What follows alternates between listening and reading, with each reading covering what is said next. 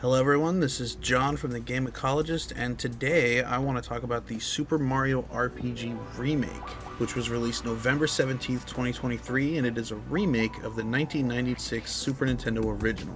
The game sold 3.14 million units by the end of 2023, outselling the original's lifetime sales by a million in just over a month. As a fan of turn-based RPGs born in the 90s, Super Mario RPG has always had a very special place in my heart, but does the remake live up to the original?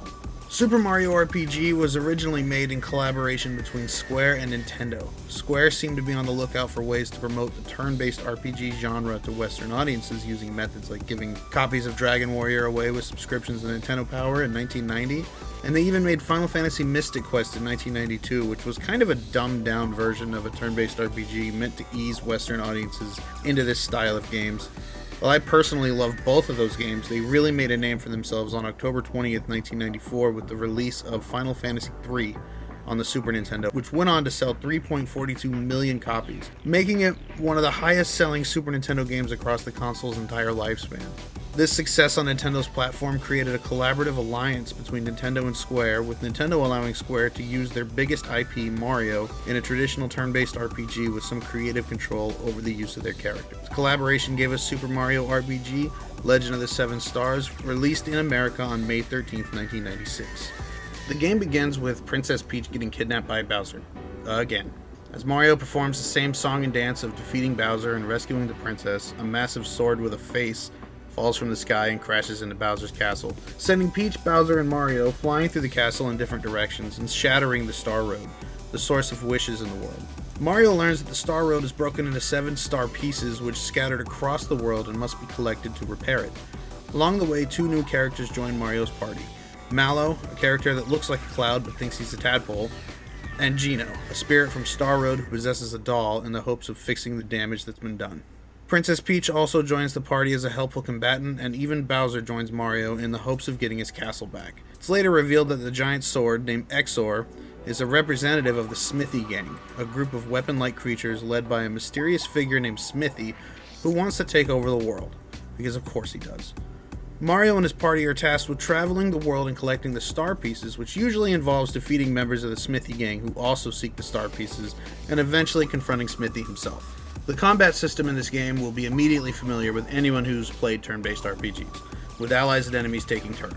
The player can choose between basic attacks, special attacks, basically this game's version of magic, using items, defending, running away, and a new feature for this remake allows you to swap characters mid-battle. The game also features action commands, which means a well-timed press of the A button during an attack will allow for a brief follow-up, causing more damage.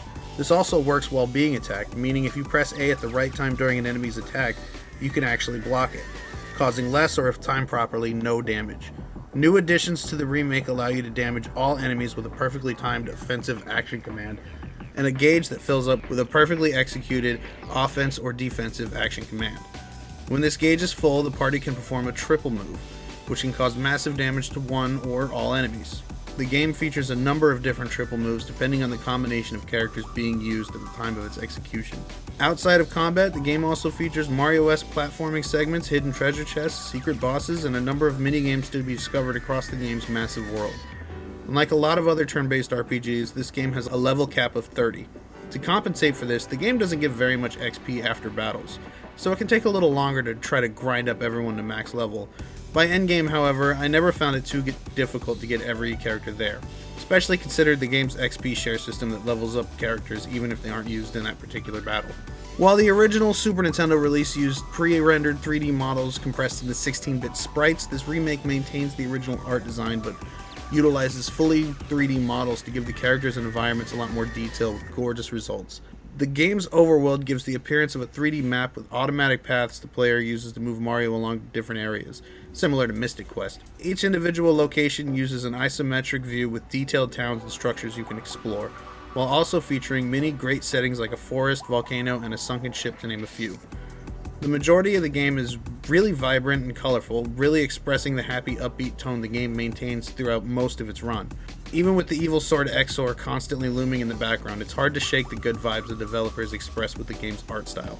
Yoko Shimomura composed the music for the game's original Super Nintendo release and has returned to rearrange this soundtrack with a live orchestra. The soundtrack blends classic Mario tracks with new styles not heard before in a way that really expresses a positive, happy vibe that's complemented by the game's artwork. Also featured in the remake, if you go into the settings, you can swap and use the original Super Nintendo soundtrack. While I enjoy the battle music, it can be really tiresome hearing that same track over and over, especially if you like to grind in these games like I do. The different towns and areas you explore all seem to have a different feel to them that's complemented by the music composed by Shimomura. As I mentioned before, I'm a big fan of turn-based RPGs, and this one will sit firmly in my top 10 probably forever. The combat system is great, and the leveling system is done very well. Every time a character levels up, you have a choice to get a bonus upgrade for your health, magic, or physical attack power. When you weigh these three options, you'll notice that one of them always offers a bigger bonus than the other two, almost like the game wants you to follow a specific path in your character's development, but you don't have to. For example, I typically don't upgrade Peach's magic. She has White Mage capabilities that allow her to heal individual allies or all of them at once, and she can use magic to bring people back from the dead. These abilities are great and they still work fine if you let her magic progress naturally. I like to focus on her physical attack power and throw some bonus points to her health once in a while. This helps me make a White Mage with the ability to stand up to and even defeat tougher enemies. The writing in the game is pretty hilarious, which makes the old talk to everyone rule present in these older RPGs even easier to follow, because there's some very weird and downright hilarious NPCs to encounter through the game's story.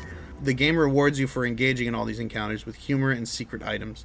The mini-games are a lot of fun, and once you find and complete them once, you can go back and do them as many times as you like. While I don't have many complaints, there are a few. First and foremost, the game is short. I've finished it again before making this video, and I beat the whole campaign in about 12 hours. It's especially short if you compare it to other Square RPGs like Final Fantasy III. The remake, adding the triple move and the ability to damage all enemies with a perfectly timed action command, does help streamline the battles, but it'll make an already short RPG even shorter. I enjoy this game a lot and get kind of bummed out when it's over, and it feels like the ending pulls up on you pretty quick. There are some optional or secret bosses that can be a bit difficult, but outside of that, I feel like the game isn't very difficult at all if you have any experience with these kind of games. They did include an easy mode for this remake that I didn't try because I can't imagine this game being any easier than it already is. The biggest travesty involved with this game is the falling out Nintendo and Square had moving into the next console generation. Nintendo wanted to stick with cartridges while Square went with the disc-based Sony PlayStation that allowed them to have so much more memory to mess around with when making their games. This is why we never got a direct sequel, and great original characters like Mallow and Geno are never really seen again. Mallow, for example, has a great story arc that starts towards the beginning of the game and doesn't really come full circle until close to the end. If you're not familiar with it, I'm not going to spoil it here. You just play the game. We don't really know who or what Geno is, just that he's a spirit that comes from Star Road and possesses a doll in the hopes of fixing the damage caused by the Smithy Gang and pursuing the star pieces. Honestly, I think the mystery behind the character is part of what makes him so appealing. This is also the first game where Bowser really had a personality that got to grow with the later Mario games. While Princess Peach starts as a typical damsel in distress at the start of the game, once she joins your party, she can become a very formidable ally if used properly. Kinda makes me wonder how she got captured in the first place. While Bowser is a great character and a powerful party member, I personally feel like Peach is just better. I'm gonna be honest, in terms of replay value, there really isn't any. They added a decent amount of post-game stuff with secret boss fights, and there are plenty of secrets to go back and find, plus you can go back and try to beat your high score in the minigames, but that's about it. This for me is one of those games I pull off the shelf, beat, and then it sits on my shelf for another year or two before I beat it again. Its only replay value comes into play with how good the game and the game's story is. But I really don't see myself or anyone else beating this game and turning around and immediately beating it again. It is a great once-a-year game though. To wrap things up here, I love this game and highly recommend it to any RPG fan that hasn't experienced it yet. While it's not a perfect 10 out of 10, it is a blast with great characters, artwork, music, and humor. It definitely showcases the strength of two of the greatest video game developers at the time working together in perfect harmony. Although it didn't end well for Nintendo and Square, this experiment of mixing Final Fantasy with other IPs is the reason we have Kingdom Hearts. So if you like any of those games, it's great to be able to experience where those ideas started. If you're a fan of turn-based RPGs and haven't played the Super Mario RPG Remake, you're doing a disservice to yourself as it's one of the best ones out there. Thank you for listening, and be excellent to each other.